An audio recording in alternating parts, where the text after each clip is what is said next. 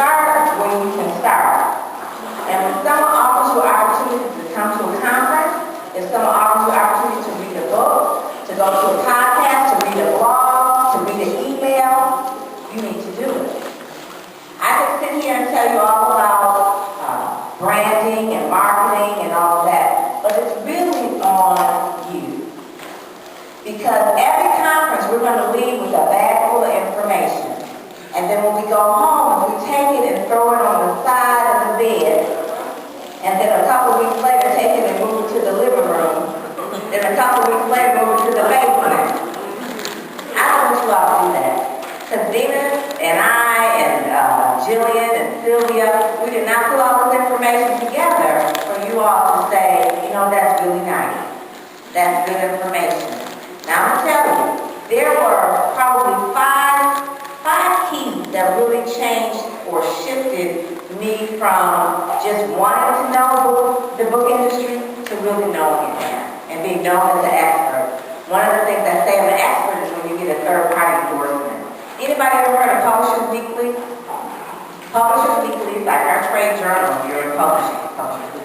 They publish every week. They've probably been publishing for over 100 years. Probably black folks weren't even free when they were publishing. You know? So anyway, they've been publishing this weekly magazine, and I ended up about $300 to $400 a year. Some years I couldn't even afford a magazine a year. I could barely afford one. But this particular year, a couple years ago, I got a call from them coming back from a Christian Writers Conference that I went to for free. You know, I didn't get paid to go, I paid to go, and I got a call from them and said, hey, you know, we'd like to interview for a few courses. I said, sure, about African Americans and Christians, because we understand there's a lot of African American Christians that are publishing books. I said, yeah, it sure is. And she says, I want to talk to you about it. Well, they actually said at that point that Pam Perry is the Christian publicity guru. Now, to have them say that was, for me, was like, wow, you know, that's a cool, you know.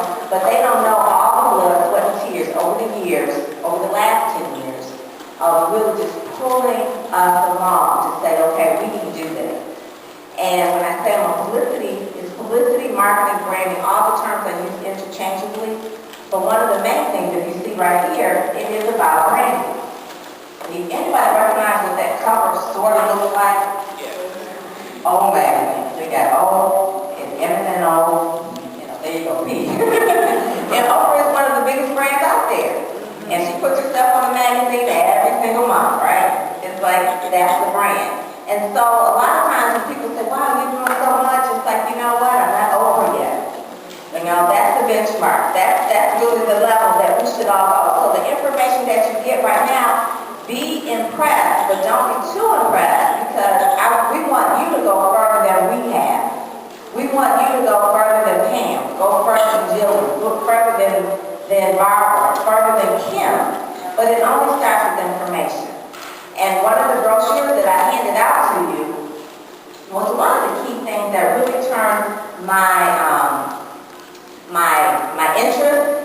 Well, first it was a hobby, then it became an interest. Then it really became a dream. Then it became like really a want to. Then it became like, okay, this is the real thing. I'm going to really learn this, okay? It became a industry. It became my ministry industry. And it was this particular, the Premier Trade Association for the Independent Publisher. That's just another way of saying of independent, meaning that you're not part of a branding house, you're not part of Diamond, you're independent, you're your own, you're self-published, like Jackie Morrison, an independent publisher. So this is your trade organization. If you want to know anything about something, you have to, one, hang around those people that know that what you want to learn. There's no way you're going to learn the publishing industry if you're not around folks that are in publishing. You have to be a part of their club.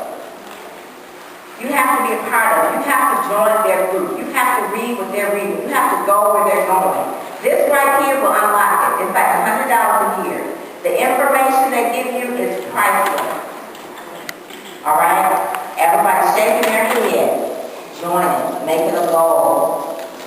This is where, I'll say this is where Caucasians go get all the information. You heard the old adage, if you want to hide something from black folks, you put it in the book. They also put it in the organization where you got to join. Because then there's an organization organization where they have a big conference. Kim Brooks knows, I took her to it, she said, "Pam, you dragged to the conference, I barely understand everything they were saying." I said, "Just keep going. You keep going until you learn everything that they know, and then you apply it, and then you teach it to others." So what I'm telling you, I can't teach you everything that I know, but I can teach you the tool of what I did get in order to learn what I know. Some of those things I booked. Anybody have the book, 1,001 Ways on How to Market Your Book by John Kramer?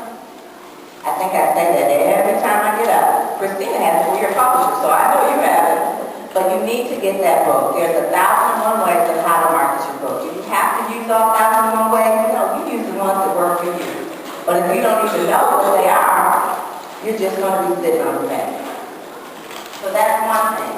Now, this magazine, if you join the Independent Publishers Association, they send out this little magazine. It's not glossy. It doesn't have a lot of flash. It's not singing on the website. It's not no dancing. They have no gospel artists here. But it is strictly information. It will change your life. Guaranteed. It's almost like in the Bible where they said the scales fell off their eyes. This is one of those things for me that happened. Another organization to really be involved in, and I say this every year because we meet here every single month, and it's the Hour of Power and, talking about networking and things like that, but the American Christian Writers Conference. This particular one is their 14th annual. They've been doing this for 14 years. And we've been doing American Christian Writers here at Greater Greenwich for about 2 years. And I could probably count on one hand how many people actually drove to Grand Rapids to the Christian Writers Conference. Every single year, I say that in Grand Rapids, which is about 2 hours away. Did you go with me, Rhonda? Was it life-changing? It was probably I can't even explain it to you. Now, we're here at Greater Grace, and that's as good as the Saturday morning. You all made a sacrifice to get here, so that's fine. But sometimes you got to sacrifice to go to Grand Rapids, where you're not comfortable, where you may not know anybody that you sit next to. You might have to go to New York and go to a conference and spend some money, maybe stay with your cousins and all that, whatever it takes to go there, because the information that you want is going to be more accessible to you when you get to that point where you say you're going to go. This is happening this year, June 11th and 12th. When you go here, there are national publishers there. There are people that have been in the business probably longer than some of us have been alive.